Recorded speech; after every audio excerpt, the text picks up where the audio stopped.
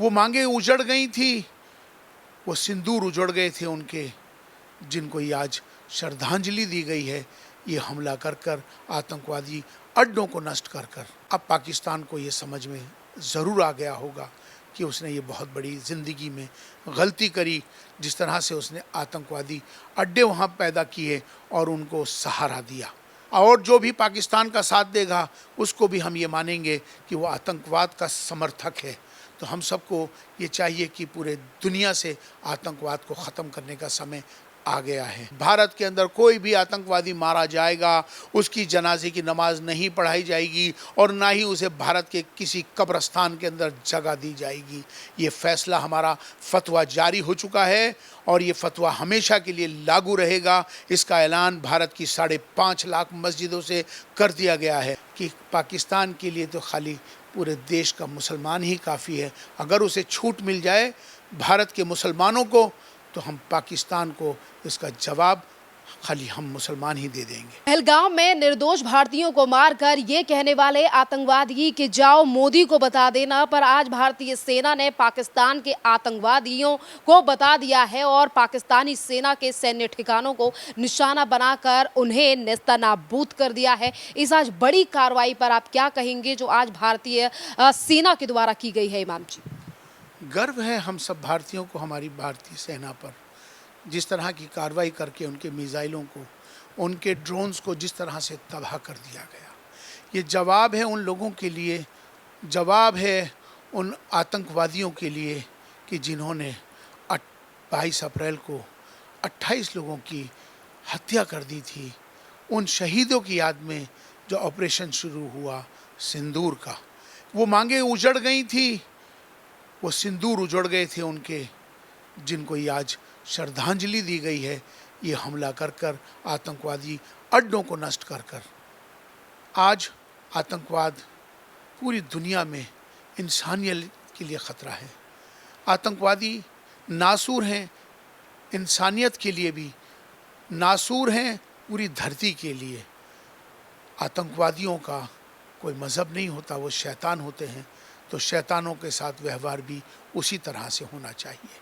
जिस तरह से पाकिस्तान जिस तरह से हमारे देश पर हमला कर रहा है लगातार ड्रोन से, मिसाइलों से, और उसके मिसाइलों और ड्रोन को जिस तरह से हमारी भारतीय सेना नष्ट कर रही है, अब पाकिस्तान को ये समझ में ज़रूर आ गया होगा कि उसने ये बहुत बड़ी ज़िंदगी में गलती करी, जिस तरह से उसने आतंकवादी अड्डे वहाँ पैदा किए और उनको सहारा दिया। आज मैं समझता हूँ कि हम सबको एक होकर, पूरे भारत के सभी को एक मिलकर इस आतंकवाद की लड़ाई में हमें सबको मिलकर लड़ना होगा। हमें भारत विजय भव, भारत ज़रूर जीतेगा, क्योंकि ये जंग है उसके लिए जो पूरी दुनिया से आतंकवाद को ख़त्म करना है। आज जिस तरह से तुर्की ने पाकिस्तान का साथ दिया है, मैं समझता हूँ कि तुर्की को भी ये समझ लेना चाहिए कि उसने पाकिस्तान का साथ नहीं दिया है, उसने आतंकवाद का साथ दिया है। और जो भी पाकिस्तान का साथ देगा उसको भी हम ये मानेंगे कि वो आतंकवाद का समर्थक है। तो हम सबको ये चाहिए कि पूरे दुनिया से आतंकवाद को ख़त्म करने का समय आ गया है। आज जिस तरह से वो आतंकवादी संगठन जो वहाँ पर लश्कर तैयबा और जैश मोहम्मद का असद मसूद अजहर चिल्ला रहा था, रो रहा था कि मेरे परिवार को मार दिया, वो कह रहा कि क्यों बच गया, तो मैं समझता हूँ कि ये जवाब उसको खुद ही मिल गया होगा कि उसने आतंक फैलाकर, निर्मम लोगों की हत्याएं कर कर आज उसका जवाब, उसको सबक मिल गया है। और मुझे लगता है कि अभी जितने और भी अड्डे हैं आतंकवादियों के, वो अड्डे भी नेस्तो नाबूद होने चाहिए।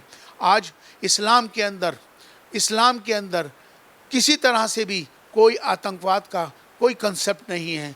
इस्लाम पीस का मज़हब है, सलामती का मज़हब है। उन आतंकवादियों ने नाम रखे हैं जैश मोहम्मद, लश्कर तैयबा। जैश मोहम्मद का मायना कि मोहम्मद की सेना, लश्कर तैयबा माने मोहम्मद की सेना। इस्लाम पीस का मज़हब है, मोहम्मद सल्लल्लाहु अलैहि वसल्लम पीस बी अपॉन, वो रहमतुल आलमीन है, पूरे रहमत के लिए बनकर आए थे इस दुनिया में।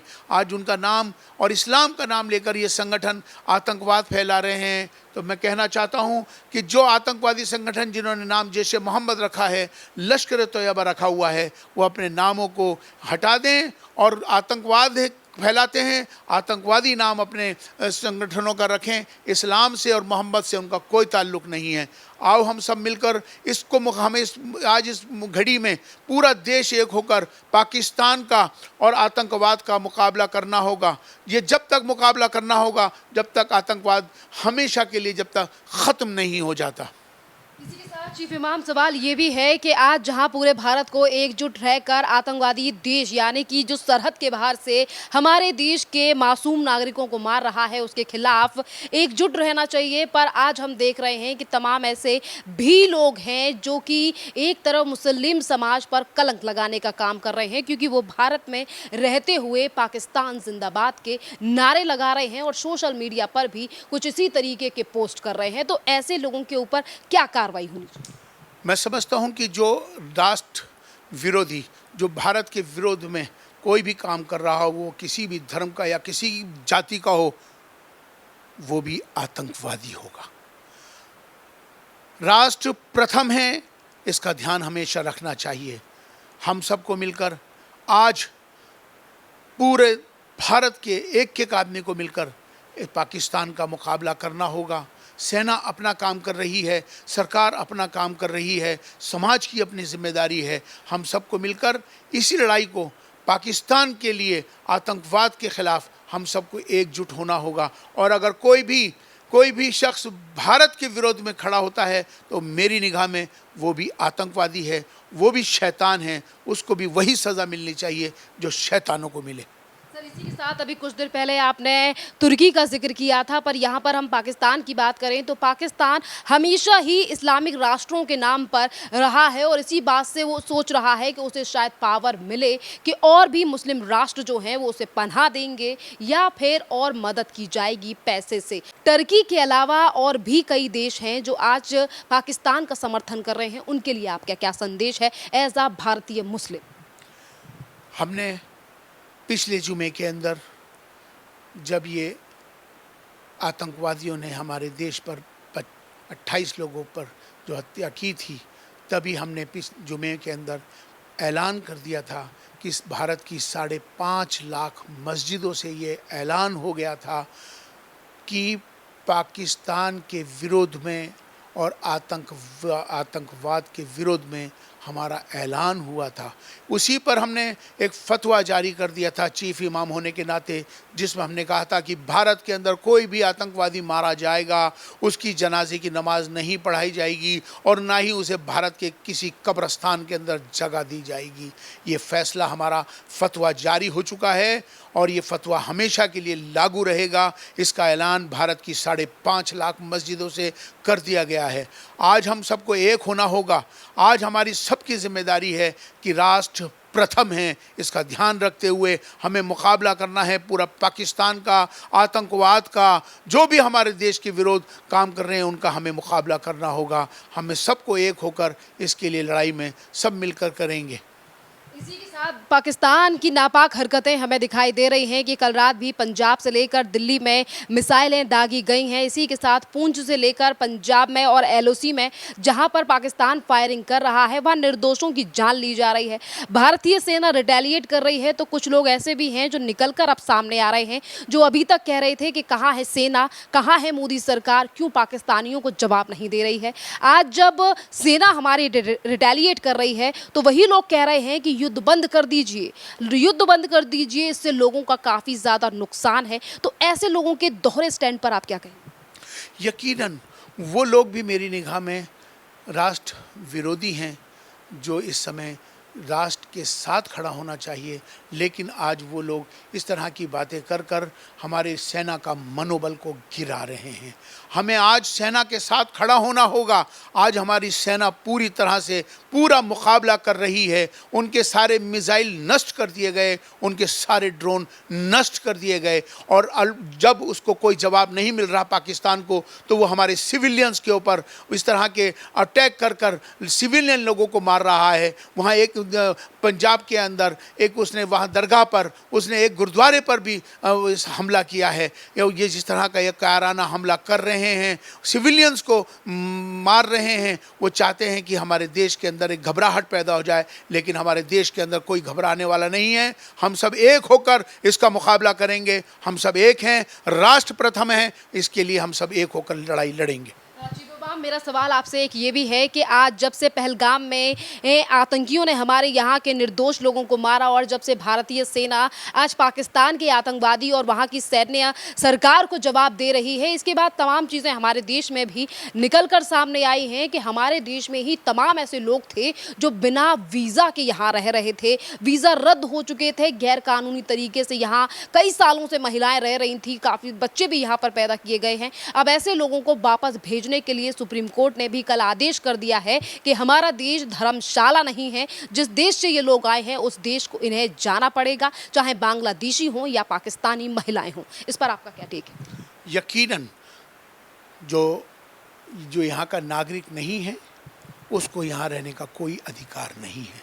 वो जिस देश का है उसको उसी देश में फ़ौरन भेज देना चाहिए। ये बात बिल्कुल सही है, ये धर्मशाला नहीं है। ये हमेशा जिस तरह से भारत ने हमदर्दी की है लोगों की, ठीक है, लेकिन ये जिस तरह से उसका नाजायज़ फ़ायदा उठाते हैं, तो मुझे लगता है कि अब उन सबको उसी देश, जिस देश के वो नागरिक हैं, उस देश में उनको भेज देना चाहिए। हमारे देश में और देशों के लोग रह रहे हैं, बच्चे यहाँ पर पैदा किए जा रहे हैं। आपको सर नेशनल सिक्योरिटी के लिए ये कितना बड़ा खतरा दिखाई देता है? क्योंकि हमारे देश पे जो लोग रह रहे हैं, हमें नहीं पता कि वो कौन सी जानकारी यहाँ से हमारे दुश्मन देश को दें। बिल्कुल, जिनके पास यहाँ वीज़ा नहीं है और जो यहाँ के नागरिक नहीं हैं, अगर वो पकड़े जाते हैं तो फौरी तौर पर उनको इस देश से निकाल देना चाहिए। और क्योंकि ये नेशनल सिक्योरिटी का मसला है, राष्ट्रीय सुरक्षा का विषय है, तो उसमें मुझे लगता है कि यहाँ कोई भी जो यहाँ का नागरिक नहीं है और वीज़ा नहीं है और इल्लीगल है, तो उसको फ़ौरन यहाँ से विदा कर देना चाहिए। चीफ, हमेशा ही भारत ने पाकिस्तान के साथ, पिछली सरकारें जब भारत में रहीं तो पाकिस्तान ने जब भी हमारे देश में आतंकी हमला किया, हमारी सरकार ने हमेशा शांति वार्ता की, शांति बनाए रखने की बात की, पर हमेशा ही पाकिस्तान ने आत्मघाती हमला किया है भारत के ऊपर। और अब ये चीज़ें भी निकल कर आ रही हैं कि जो भारत और पाकिस्तान, यानी कि यहाँ के लोग जो पाकिस्तान में शादी कर रहे हैं, वहाँ से महिलाएँ यहाँ आ रही हैं, उनकी सदस्यता वहीं की है, तो ऐसे लोगों के लिए क्या मैसेज है? मैं समझता हूँ कि ये वक्त जो है एक होने का है, और जिस तरह से पाकिस्तान लगातार बम्बार्ड कर रहा है, बमबारी कर रहा है, मिसाइल दाग रहा है, तो जिस तरह से हमारी सेना उसका मुकाबला कर रही है, उसमें हम सबको इस वक्त में एक होने की ज़रूरत है, और हम सब एक होकर पाकिस्तान का मुकाबला करेंगे।